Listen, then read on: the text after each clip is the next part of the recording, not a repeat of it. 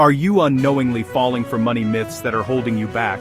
It's a serious question, because so much of what we're told about money saving, these common sense ideas get passed down from generation to generation, and honestly, they do more harm than good. They create a mindset of scarcity and fear, making you believe that building wealth is some exclusive club you can't get into. The truth is, these financial fairy tales are the biggest obstacles standing between you and financial freedom. They keep you stuck, making the same mistakes, and wondering why you're not getting ahead. But what if I told you that by simply unlearning a few key lies, you could completely change your financial trajectory?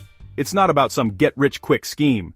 Alright, let's tackle the biggest myth of them all, the idea that you need a fortune to start investing.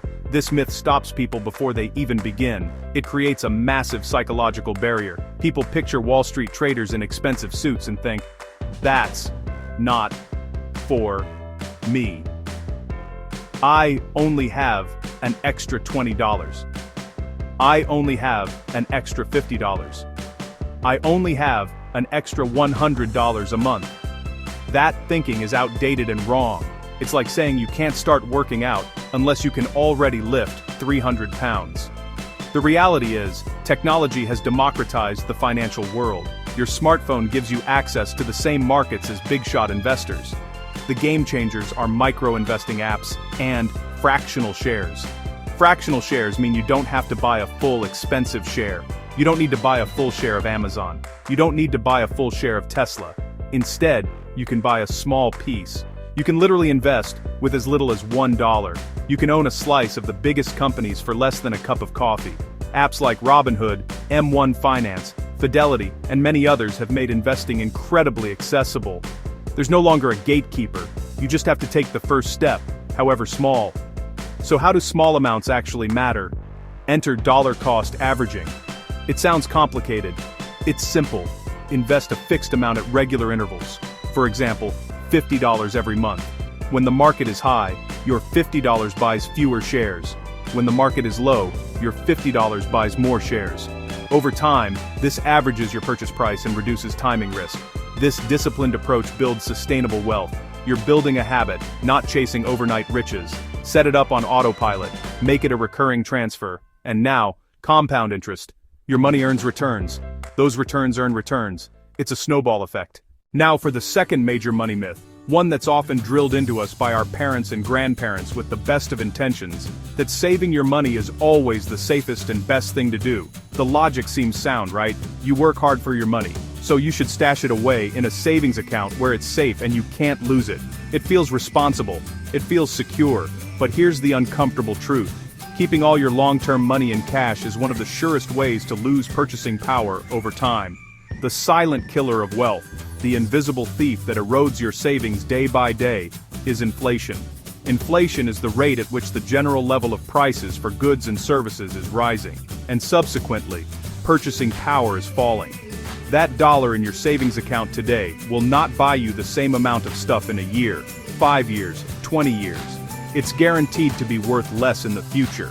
The average historical rate of inflation is around 2 to 3% per year, but as we've seen recently, it can spike much higher. Let's look at the numbers.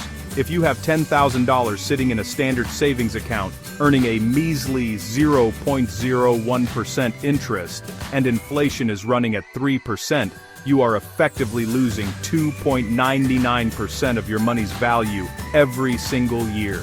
You're not staying even. You're running on a financial treadmill and slowly moving backward. Your $10,000 might still say $10,000 on the bank statement, but what it can actually buy in the real world is shrinking. Saving feels safe, but it's a guaranteed loss in real terms. This is where investing comes in. Investing is not about gambling or trying to strike it rich. It's about putting your money to work in assets, like stocks, bonds, real estate, that have the potential to grow at a rate that outpaces inflation. Chapter 3. Alright, let's talk about debt. The word itself has such a negative connotation. We're taught from a young age that debt is a 4-letter word. Financial gurus scream from the rooftops to get out of debt as if all debt is a single monstrous entity. And while it's true that some debt can be financially crippling, the blanket statement that all debt is bad debt is an oversimplification that can hold you back. We need to be more nuanced. The key is to understand the difference between good debt and bad debt. Let's start with the classic example of bad debt: high-interest credit card debt. Clothes, dinners, vacations, things that are consumed and gone. The interest rates on credit cards are often astronomical, sometimes 20% or even higher. This kind of debt is a financial emergency. It's like trying to fill a bucket with a massive hole in the bottom. The interest compounds against you, making it incredibly difficult to pay off. This is the debt you need to attack with intensity. Personal loans for non-essential purchases, payday loans, some of the most predatory products, and even large high-interest car loans on rapidly depreciating assets can be classic wealth destroyers. Now flip the script. Good debt. Mortgage, using leverage to build equity in an appreciating asset. Student loans, borrow reasonably for high-demand degrees that increase earning potential. Business loans, borrow with a plan to earn more than the loan cost. New rule: don't avoid all debt. Be strategic. Aggressively eliminate high-interest bad debt first using avalanche or snowball, and recognize opportunities for low-interest, good debt to build wealth. Chapter 4. This next myth creates a huge gap between people who have a financial plan and people who are just winging it. People imagine a stuffy office with leather chairs and an old man in a suit telling a millionaire where to park their yacht money. This image is so intimidating that the average person thinks, "That's not for me. I don't have enough money to be worth their time." This belief might have been true decades ago with traditional high-fee advisors and big account minimums. But technology has completely shattered this old model. Today, access to financial guidance is more affordable and accessible than ever.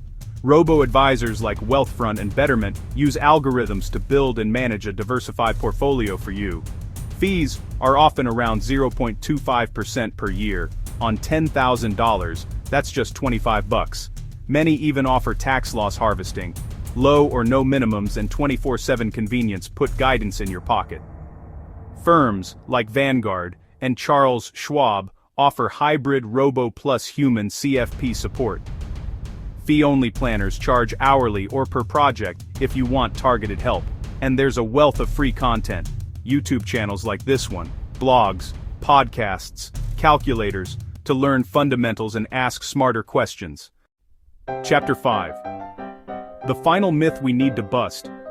It's a close cousin to the myth about saving versus investing.